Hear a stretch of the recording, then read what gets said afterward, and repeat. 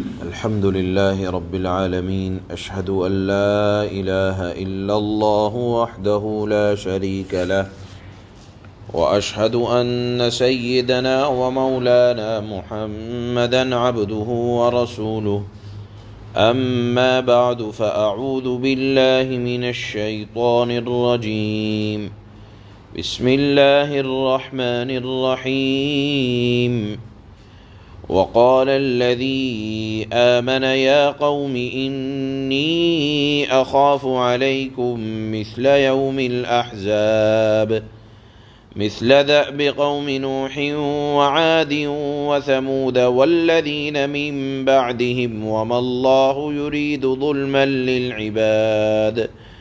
ويا قوم إني أخاف عليكم يوم التناد، يوم تولون مدبرين ما لكم من الله من عاصم، ومن يضلل الله فما له من هاد. ولقد جاءكم يوسف من قبل بالبينات، فما زلتم في شك مما جاءكم به، حتى إذا هلك قلتم لن يبعث الله من بعده رسولا. كذلك يضل الله من هو مسرف مرتاب. الذين يجادلون في آيات الله بغير سلطان أتاهم، كبر مقتا عند الله وعند الذين آمنوا. كذلك يطبع الله على كل قلب متكبر جبار. صدق الله مولانا العلي العظيم.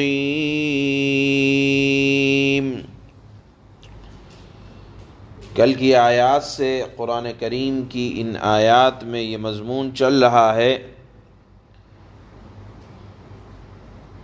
کہ جب فرعون نے اپنے بھرے دربار میں حضرت موسیٰ علیہ السلام کے قتل کا ارادہ کیا، تو فرعون کے دربار کے ہی ایک مؤمن آدمی، جنہوں نے ابھی تک اپنے ایمان کا اظہار نہ کیا تھا، اپنے دل میں ایمان چھپائے ہوئے تھے،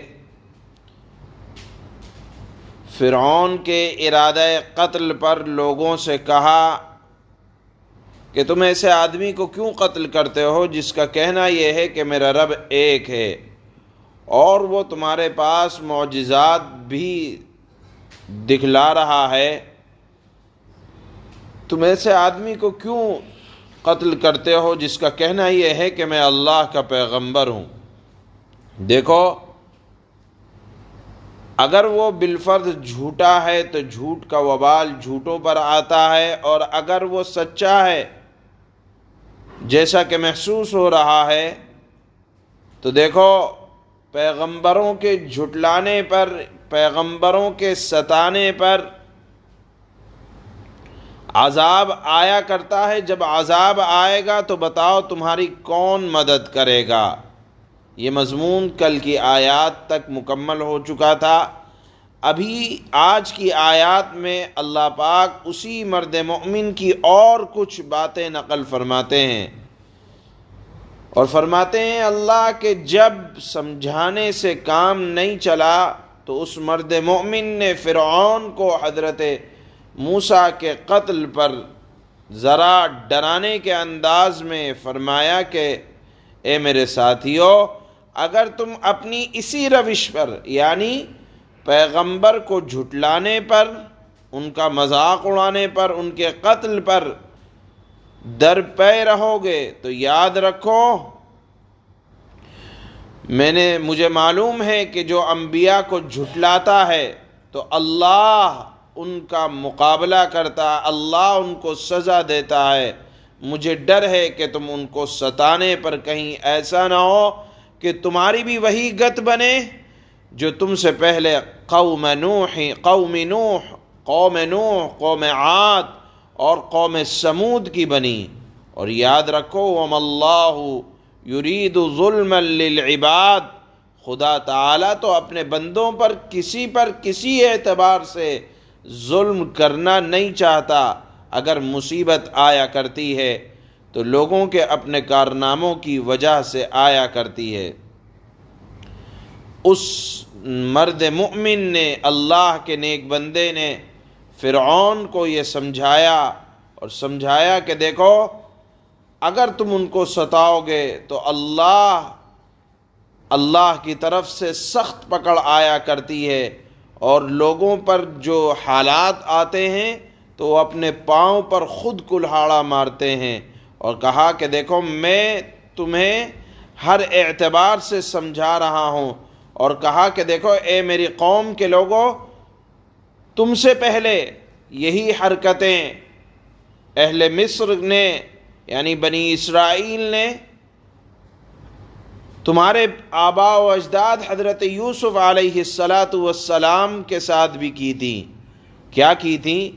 کہ ان کو من حیث القوم یعنی قوم ہونے کے اعتبار سے حضرت یوسف کو پیغمبر نہ مانا تھا، جبکہ ان کے احسانات یہ تھے کہ 7 سال تمہیں سخت قحط سالی سے انہوں نے نجات عطا فرمائی تھی، اور بادشاہ نے خواب دیکھا تھا، حضرت یوسف نے اس کی تعبیر بتلائی تھی، نظام حکومت حضرت یوسف کے ہاتھ میں آیا تو جو 7 سال انتہائی پریشانی کے آنے والے تھے، حضرت یوسف کے حسن معاملے سے اللہ نے اس کو آسان کر دیا اور روزی روٹی کا انتظام رہا۔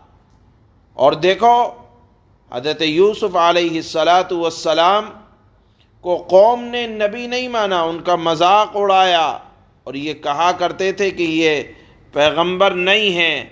اور جب ان کا انتقال ہوا تو کہنے لگے کہ چلو یہ پیغمبر نہیں تھے بلکہ دنیا سے چلے گئے، اور کہنے لگے اول تو یہ پیغمبر نہیں تھے، اور اگر مان بھی لیا جائے کہ پیغمبر تھے تو اللہ اب یہ دیکھیں گے کہ جب ایک پیغمبر سے کام نہیں چلا تو مزید پیغمبر بھیجنے کی ضرورت کیا ہے۔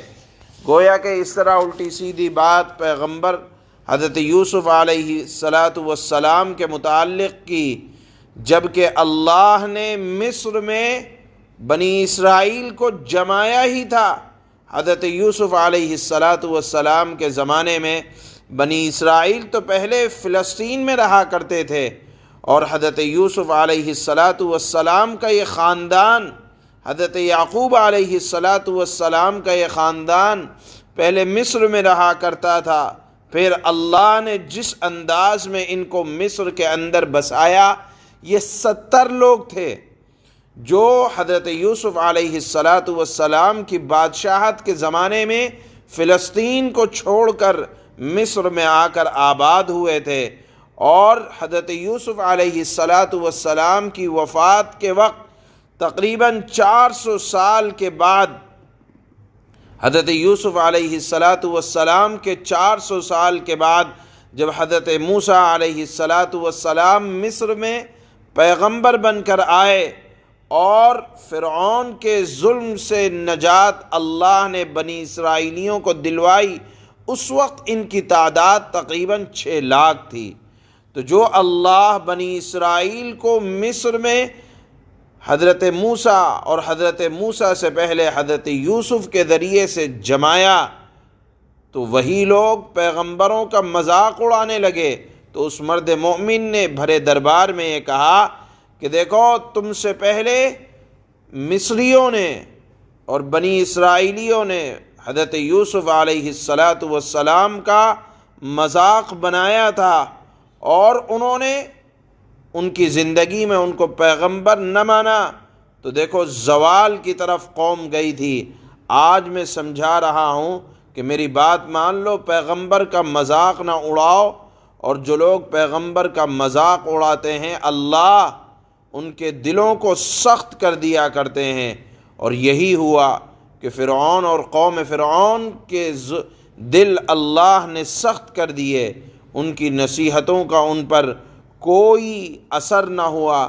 اللہ فرماتے ہیں کہ جب جب پیغمبروں کا مذاق اڑایا جائے گا تو اللہ تعالی مذاق اڑانے والوں کے دل پر مہر لگا دیتے ہیں، انہیں اچھے اور برے میں تمیز نہیں رہا کرتی۔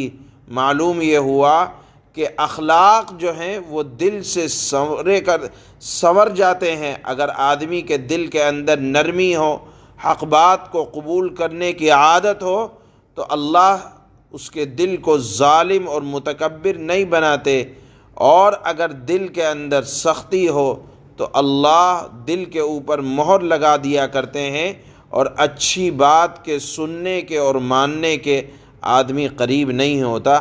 بہرحال ان آج کی آیات کے اندر اللہ رب العزت والجلال قوم فرعون کے ایک مرد مؤمن نے اپنی قوم کو اور فرعون کو بھرے دربار میں کس طرح سمجھایا، کس طرح ایمان کی دعوت دی، کس طرح حق بات کو ظالم بادشاہ کے سامنے بیان کیا، اللہ نے اس بات کو ان آیات کے اندر بیان فرمایا ہے، اور فرمایا ہے کہ دیکھو کبھی بھی پیغمبروں کا مذاق نہ اڑانا، ان کی سنتوں کا مذاق نہ اڑانا، ورنہ اللہ اس طرح بدلہ لے گا جیسے قوم عاد اور قوم سمود سے لیا ہے۔ اللہ فرماتے ہیں وَقَالَ الَّذِي آمَنَ يَا قَوْمِ إِنِّي أَخَافُ عَلَيْكُمْ مِثْلَ يَوْمِ الْأَحْزَابِ مثل دأب قوم نوح